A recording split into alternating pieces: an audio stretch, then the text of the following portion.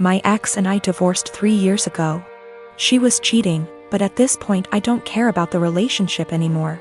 The pending lawsuit has nothing to do with her or him, but rather their actions. My ex and I have a son 13M that we split time with 50//50.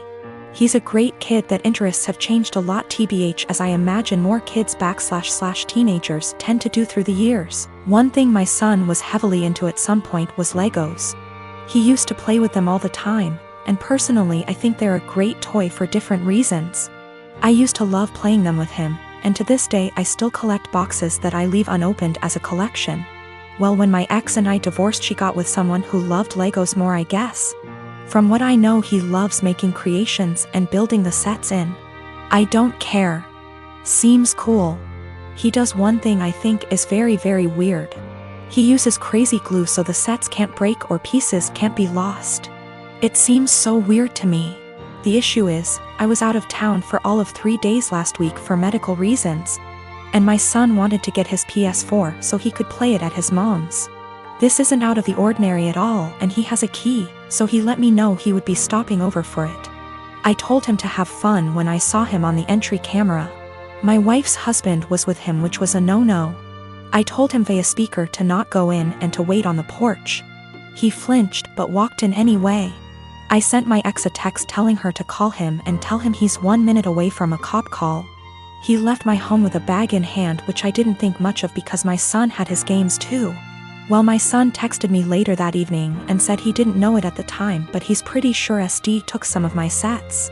These are all old sets and 2 are worth big money.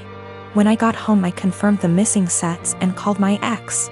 She had no idea, but he admired he took them, but it was so son could have the sets to complete his collection. My son doesn't even like Legos anymore and told his mom he wouldn't steal from me. My wife asked how much it would cost to replace them, and unfortunately it's more than their savings. Actually, it would take their house down payment plus more. I told them if they didn't pay in 2 weeks I was suing and pressing charges. The price in the sets makes it a felony. My ex and her husband are saving for a house which would give my son more space when he's there. But those sets were going to help pay for his education someday or a home of his own. I filed the police report and have talked to a lawyer, and we're moving forward with the suit. Everyone is calling me a joke because they are just toys, but I don't get it. They are worth real money. I'm not rich, guys. I needed those to help with my son's future, but again taking this money does deny my son things at his mom's house. Ex and I had way too young. We're friendly co-parents. One big rule we share is if our daughter breaks something, she pays for it.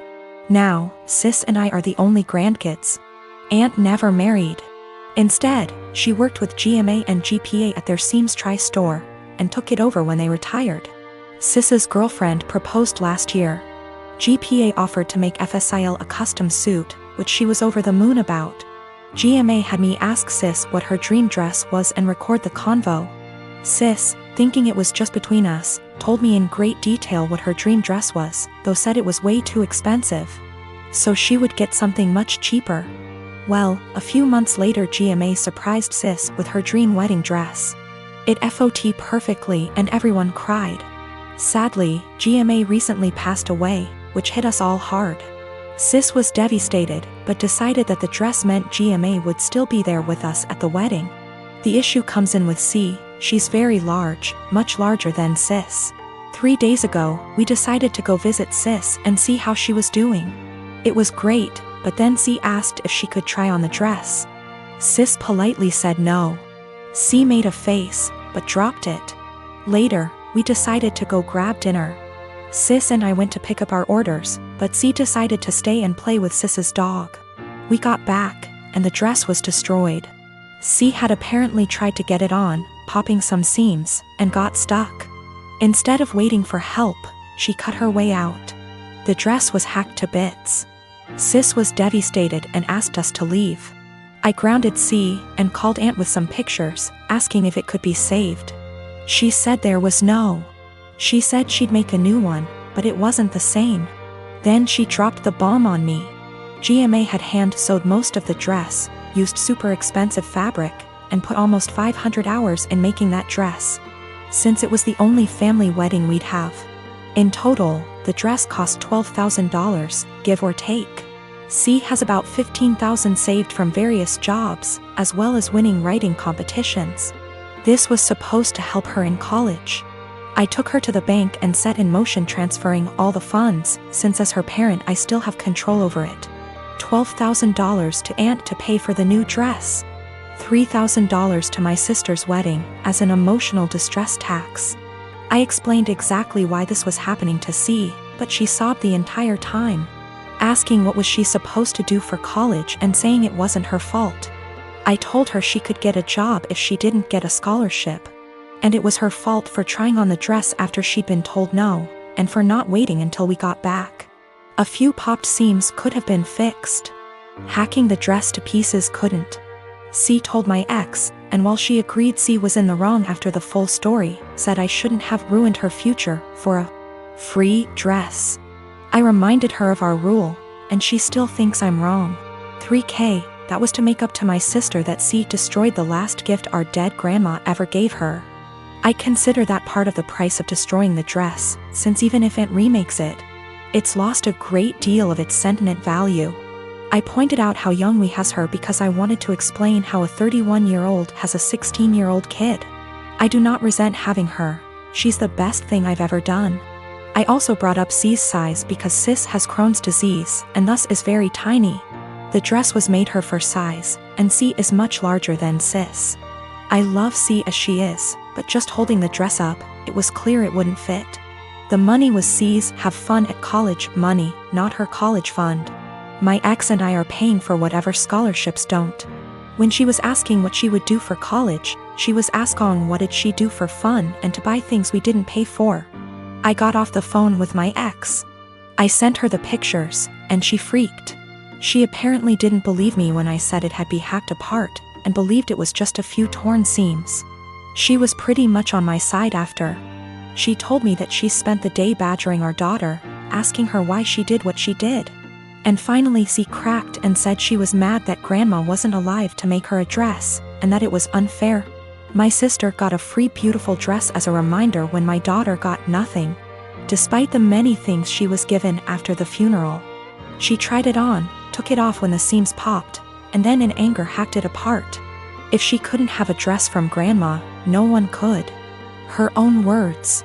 Honestly, knowing she did it on purpose has just made things worse. The fact that she could be so. I was dating my boyfriend for 2 years. We didn't live together but lived on the same street and I was always over at his place. We each had kids from a previous relationship, so I wanted to take the whole living together thing slowly. But we were together all the time and I just maintained my own residence. He commuted for work, and I knew his department got a new secretary.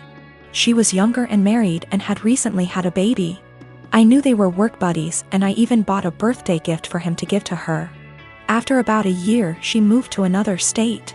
My boyfriend and I decided to move in together and we lived together for a year when I found out that he and that secretary had some type of non-physical but still romantic relationship while they were working together.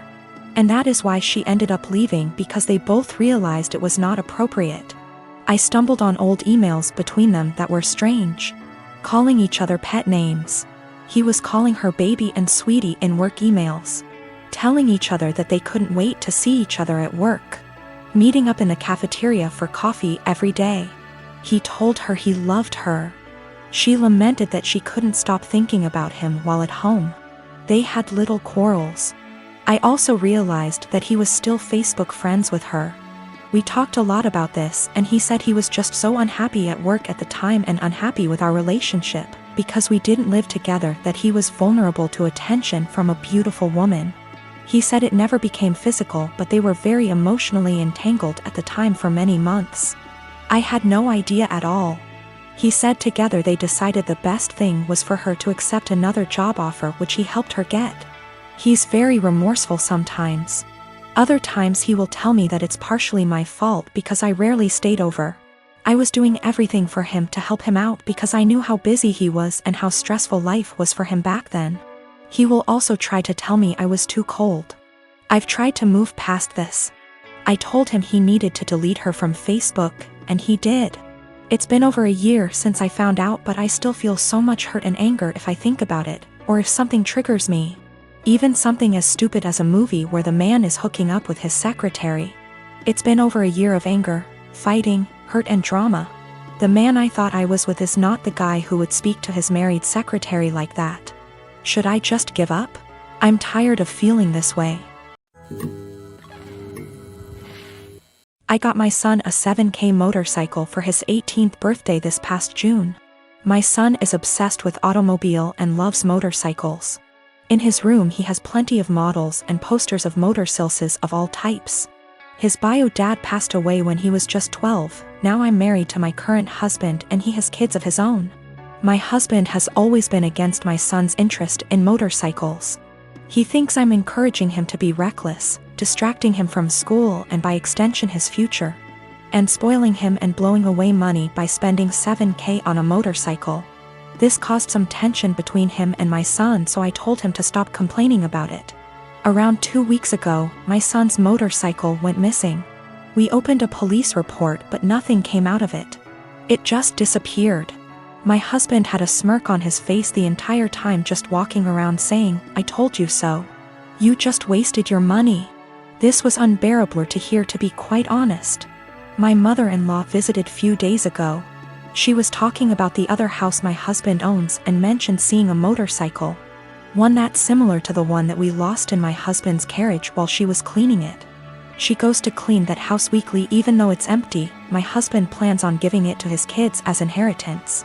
I was puzzled. I asked if she was certain, but she showed me a photo she took of it which confirmed that it was indeed my son's motorcycle. I immediately rushed to call my husband and confront him about it.